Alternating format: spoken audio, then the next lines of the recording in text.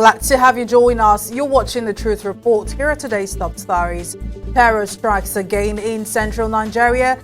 Dozens killed in overnight raids, including the families of Truth Nigeria reporters. Nigerian bishop who testified in the U.S. Congress faces threats of arrest for speaking up about Christian massacres in Benue State.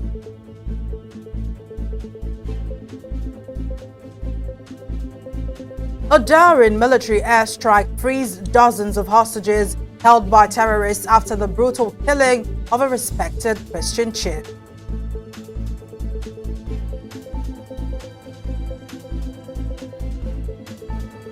Over 100 Christians have been murdered in 2 weeks of targeted attacks on villages near Jos in central Nigeria's Plateau State. The dead include 9 relatives of Truth Nigeria reporters. The most recent massacres on April 12 and 13 left over 50 dead in Basa and Bokos counties, many shot while sleeping. A youth leader said 8 members of one family were slaughtered in their home. They were relatives of Truth Nigeria journalist Lawrence Zango. The Washington Times reports the attacks are part of a surge in Christian persecution by armed Fulani militias. One assault took place just 5 miles from a major army base, but soldiers arrived too late to stop the killers. Another victim, Julius Mangai, cousin to Truth Nigeria reporter Massacres, was ambushed near his home. He was a civilian defense leader, and locals believe he was targeted to dismantle grassroots security. The violence unfolding in Plateau State has escalated rapidly. With each passing day, the sense of fear and uncertainty grows as survivors struggle to comprehend the scale of the loss. Some survivors are now recovering in overcrowded hospitals, while entire villages lie in ruins despite repeated government promises. Massacres tells us more. On April the 15th, at least 1 civilian was killed west of Jos, the state capital, just hours after Governor Caleb Mutfwang vowed to track and crush the terrorists. Enough is enough. The latest evening attack was launched in the village of Tanjol in the Riom County, mere hours after the burial of a victim from a brutal Palm Sunday attack who died in hospital. More than 54 victims of the April 14 attack in the Zike village of the Basa County were buried in a mass grave the previous day. The attack followed 2 weeks after over 50 people were killed in the Bokos County, prompting local authorities to impose curfews. The use of motorcycles is restricted from 7 p.m. to 6 a.m. across the state. Survivors of the Sunday-Monday midnight attack in Basa shared their harrowing experiences exclusively with Truth Nigeria. When they just entered, we just hear they shut the door and enter. And when they enter, and my mom was begging them that they should not kill her, that they should leave her. And they say they are not here for her. They are here for men, not for women. That's what I remember. And when they go in, then they come shoot one of my younger brother and the other one. They come out. They already told my mom at that time that they are not here for her. And when they enter my elder brother's room, and they got him too and killed him. And when those ones that came, when they left, the other ones came again. Now the other ones we came, now they kill my mom. Yara nani suka kashe da matana guda da su hudu. Ina cikin gida lokacin na gana kwanta. To sai wannan mutane sun shiga. To da sun shiga din sai suka yi min barna cikin gidan. To na rasa mutane na guda hudu. Salin nan kuma sun wannan wurin da suka sa wuta ya kone. I club on the street, hide myself on the street, but I hear them destroy some houses here. There's one house, they're beating the door to open the door. If that door is very, very strong, they cannot open that door. They have put fire inside house, burn the house. That house, the head of the house there, he is together with his children inside the house, even his wife. Those children, fire burned them totally, and even the head of the house. My brother, he was killed. They slaughtered him here. And a little young girl. I don't think that the girl, she's up to 10 months, and they killed the girl. They killed the girl there. The wife, they cut her hand. They cut off her hand, and it was Fulani, I can say, because they were shouting in their language, shouting and shooting everywhere. So they started entering our homes, shooting. Myself, I can't just. I don't know how I escape myself.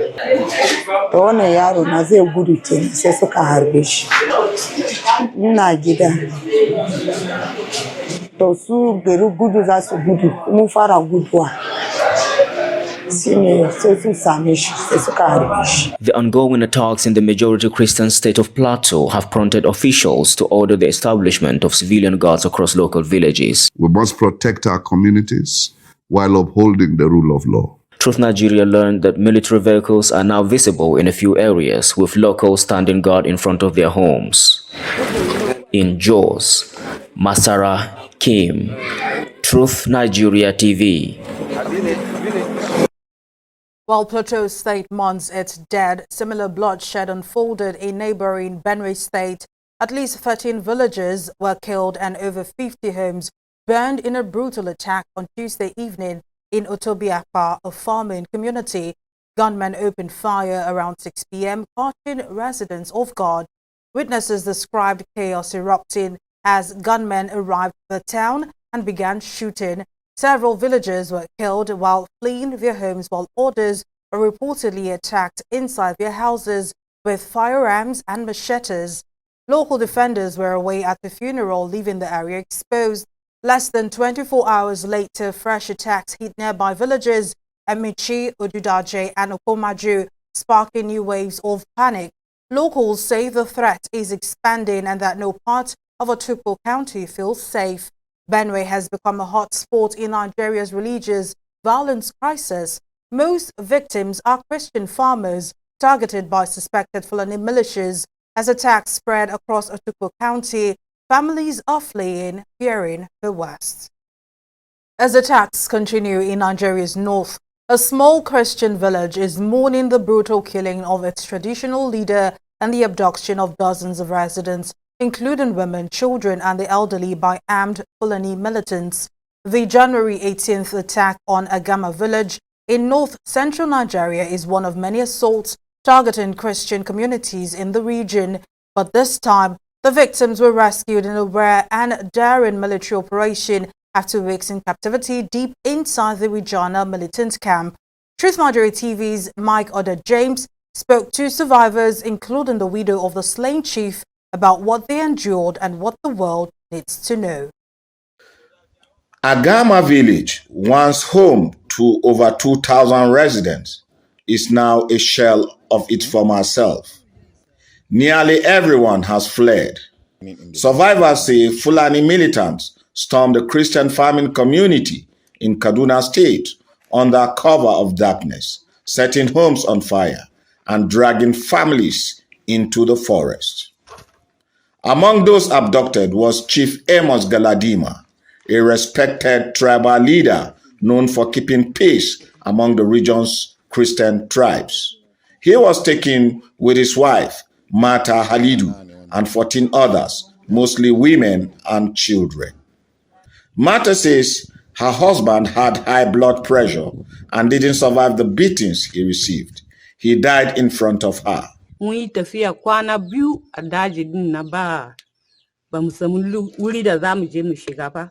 Haka ne mun yi ta kwanciya har mun je mun dan samu wani hanya shine mun bi sai mun je mun samu wani a daji din nan ina cire bun mai sai mun yi mashi magana shine ya kai mu inda za zo dauke mu. Other bereaved Galadima family members recall the hardship the family and community members had been faced with. Yan ta'addan nan da suka shiga nan garin suka kwashe jama'an mu a waje mutum 18 sun firgitar da mu kwarai daga bar gidajensu kuma abin damuwan shine mazajen dukansu ba su iya sun dawo ba sun saya a can daji din nan wasu yan ta'addan ne suka karkashe su wasu yanda sojoji sun je za su taimake su su dawo gida shine ya kawo sanadiyar mutuwansu. So gaskiya wannan kafin ya dame mu kwarai da gaske domin kamar sarki idan ba shi nan garin gaba daya ya rude. Akwai waɗanda an harbe su yanzu har yau cututtuka din ba su gama warkewa ba. Among the abducted was an 8-year-old boy named Goodluck Luka. He was shot twice and left to die in the forest. He survived, but still can't speak. Zainab Ajia, a 60-year-old mother of 6, was tied hand and foot. She said the militants called the killings an attack, a religious war.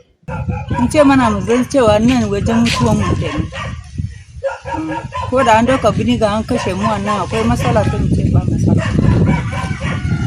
Ko da an ce wai mun bari Allah mu a gida mun zo nan su ne Allah mu. Abubuwan kenan. Sun ce wannan abu dai addini ne suke yi ba wai suna yi wani abu bane ba kudi ya dame su ba addini ne kawai suke yi.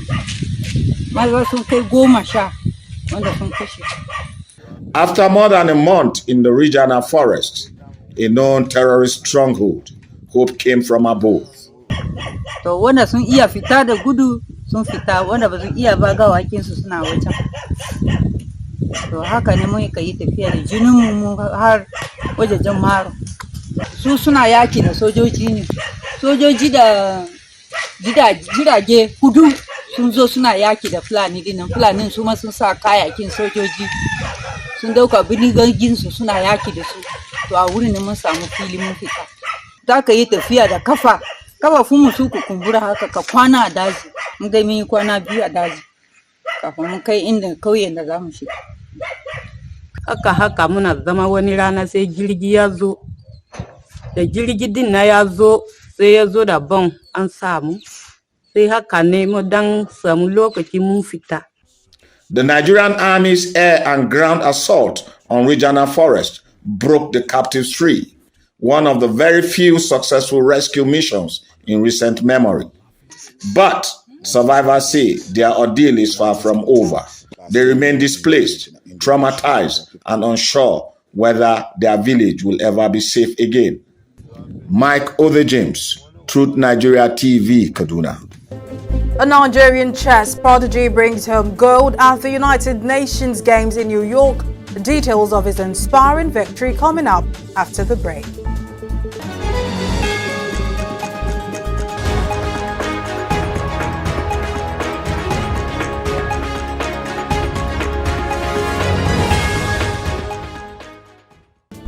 Thank you for staying with us. Now, before the break, we brought you these top stories. Dozens were killed in coordinated overnight terror attacks near Jos that claimed the lives of several family members of Truth Nigeria reporters. Locals say security forces arrived too late to stop the slaughter. In Benue State, militias are widening their assault. Multiple villages remain under siege just days after the Otobi Akpa massacre claimed more than a dozen lives. And in Kaduna, a Christian tribal chief was executed by terrorists before Nigerian forces launched airstrikes that rescued several hostages from a forest stronghold. His widow now speaks out. For more exclusive stories and in-depth coverage on security in Nigeria, subscribe to Truth Nigeria TV on YouTube and visit TruthNigeria.com for breaking news and urgent security alerts.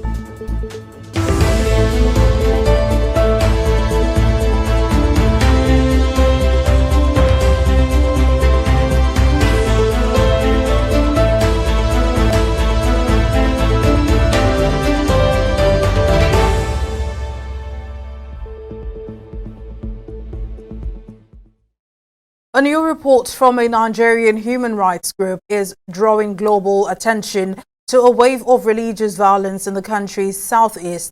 The International Society for Civil Liberties and Rule of Law, or Inter-Society, accuses 4 state governors of turning a blind eye to the killing of thousands of Christians over the last decade. According to the report, more than 9,800 Christians, mostly from rural communities, have been murdered by jihadist Fulani militias since 2015. The governors of Imo, Ebonyi, Enugu and Anambra states are named in the report. Inter-Society says local authorities have failed to investigate the violence or hold anyone accountable, allowing attacks to continue and fueling a worsening security crisis. The group is calling on the United States, United Kingdom and European Union to impose sanctions, freeze assets and issue visa bans against those it holds responsible. Well, let's get more details from the International Society for Civil Liberties and Rule of Law. Emeka Umagbalasi, criminologist and head of the group, joins us now. Hello, thank you so much for being here. Now, your latest 35-page report accuses 4 Southeast governors of complicity in the killings of Christians by Fulani militias. Now, what specific actions, omissions or patterns of behavior led your organization to such a serious conclusion? Thank you. That has been on since 2010. You look at the introductory part of who we are, it says, oh, so it's not that we are that report as if the report was accidental or was an isolated case. It has a systematic patterns and trends that have been followed up since 2010. So coming to the report, yes, we did release that 5-page report for covering only the Southeast. We have been noted with international voicing and the credibility and the respectability with regard to, trying to put out a kind of a database, including regarding the patterns, including the patterns and trends of killing of Christians in Nigeria over the years. And I believe that after this report, we are going to cover the entire nation. We have it already in the offing. We are going to cover the entire nation to be able to give the international viewers and the international community the particular situation on the ground, the situation as it is and as it ought to be with regard to the subject matter. So in the Southeast here, we singled out the 4 Southeast governors. There are 5 Southeast governors, or 5 governors in the Southeast, out of which 4 were identified as those who had a hand by way of complicity or inaction or complacency with respect to the subject matter. Not only killing of Christians by jihadist Fulani herdsmen, but it also includes other violence, religious violence or killings on the ground of ethnicity and religion, which is the bedrock of the international freedom of religion or worship that has become the global voice today. So that is the situation as it is. Thank you. Now, the report states that over 9,800 Christians have been killed since 2015, including 600 in the first 3 months of 2025. Now, it also alleges that Fulani militias are operating from as many as 600 hidden camps. Now, these are staggering claims. Can you walk us through the scale and reliability of this data and what you believe the international community must understand about the scope of the crisis? Do not forget that this report is built from our globally celebrated report of 2022, December 22, 2024, which is 282 pages, The Ocean of Innocent Blood Flowing in Eastern Nigeria. That one is all-encompassing. It involves all the killings that took place that were perpetrated or took place outside the law. Both those killed by armed state actors, armed non-state actors, and so on and so forth. And inclusive in the list are abductions and disappearances and property violence or burning of dwelling houses and allied properties. So that is the basis of that is where this report came from. So we have been carrying out periodic report or assessment of the situation on the ground. In entire eastern region, it is estimated that there are estimate not less than 20,000 of such Fulani herdsmen-led jihadists armed with AK-47 and allied illicit arms and small weapons and their ammunition in such different locations, and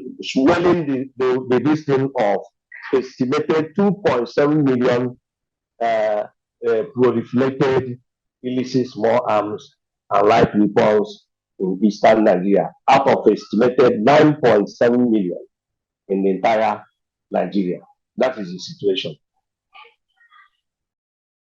Well, you highlighted the continued expansion of terrorist camps across the region. As a criminologist, an expert, do you believe Nigeria's state or federal security agencies are aware of these locations? And if they are, what in your view explains their inaction? It's no longer hidden. You could see that the Nigerian government is, since the United States, some interest groups that they call in the far away United States, Nigerian government has been running from pillar to pole, trying to be more Catholic than Pope. Whereas it is not possible. The problem we have today is that I don't know what happened. But the truth is that Nigerian government is complicit. And there is this strong suspicion from, like I told you, we have our investigations cut across different parts of the country. They've gone to Taraba State and carry out investigation. In Adamawa, we have investigation there. As a matter of fact, in Benue State, that is Borno, Yobe, and Adamawa. And talking about the activities of Fulani herdsmen there and Boko Haram, we've gone to Niger State. If you go to Niger State, there are at least 5 local government areas in Niger State that are occupied by predominantly Christian local governments, like Munyan local government, like Shiroro local government, like Paikoro local government, and there is one other, which what is the name? I've forgotten the other 2. These are majorly Christian dominated areas. But what is the situation now? They have been overrun by the jihadists. Now the question is that in all these operations, how many Fulani herdsmen and allied others have you apprehended? How many of their camps have you raided? And you ask why we indicted the governor. That's one of the reasons why the governors were indicted.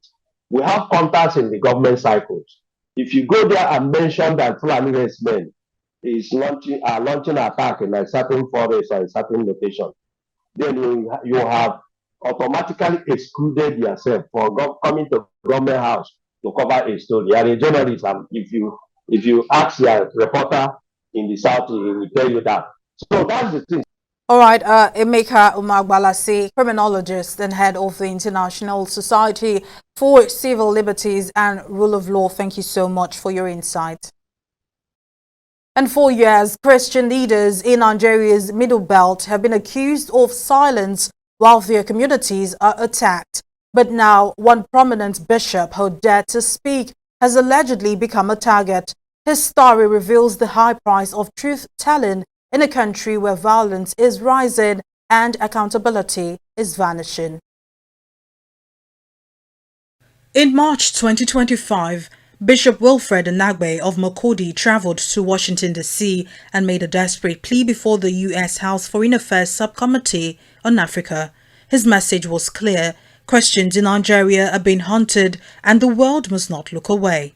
Benue State is about 98% Christian, with very few Muslims living in towns. Nigeria and eventually my diocese and the state of Benue have become, in recent years, one of the most dangerous and insecure places for Christians. Christians and Muslims are nearly evenly divided among Nigeria's large population of over 200 million persons.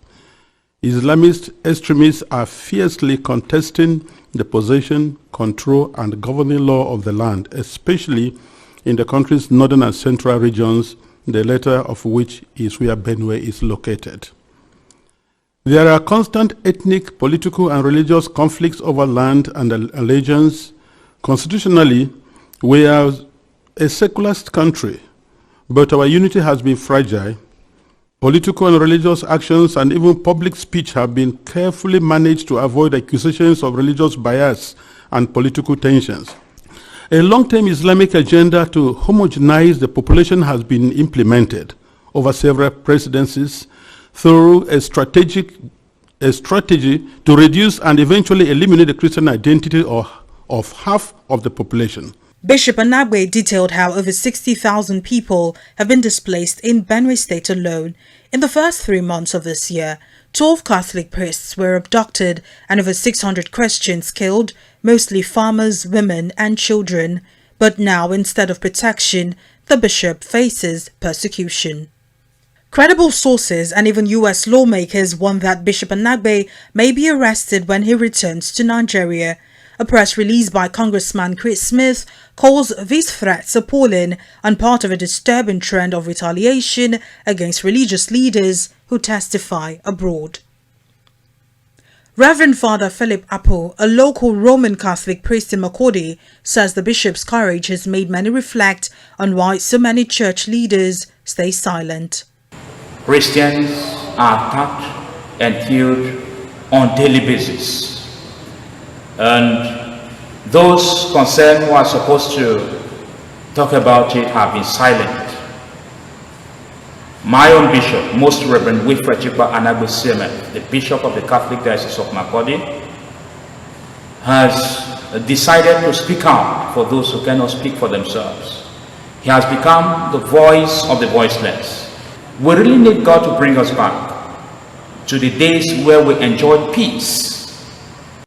The Nigerian Catholic Diocesan Priests Association is urging the federal government to halt any planned arrest, calling it an attack on free speech and human dignity. Nigeria remains one of the most dangerous places in the world to be a Christian according to the 2025 Global Persecution Index by International Christian Concern. As Bishop Anagbe returns to Nigeria, many fear his voice for the voiceless may soon be silenced. His case is now a test, not just of religious freedom in Nigeria, but of how far the world is willing to go to protect those who speak truth to power. While security concerns dominate much of Nigeria's headlines, a teenage chess prodigy is capturing hearts on the world stage. 19-year-old Jamiu Boluwatife defeated a Russian opponent in the final match of the 2025 United Nations Games Chess Tournament in New York, bringing global attention to the young chess prodigy from one of Africa's toughest neighborhoods. Jamiu's journey began in 2018 when he was discovered by Nigerian chess master Tunde Onakoya, founder of Chess in Slums Africa. His story has since become a symbol of how mentorship and opportunity can change lives. After the win, the United Nations Deputy Secretary General Amina Mohammed hosted Jamiu and his team at UN headquarters. In a post online, Jamiu said, "I did it not just for myself, but for Nigeria and Africa." His victory is now inspiring youth far beyond the chessboard.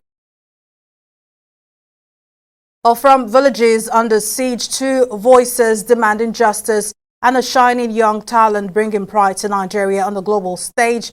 That is all from the Truth Report today. Stay informed, stay safe, and follow us on YouTube and at TruthNigeria.com for more updates.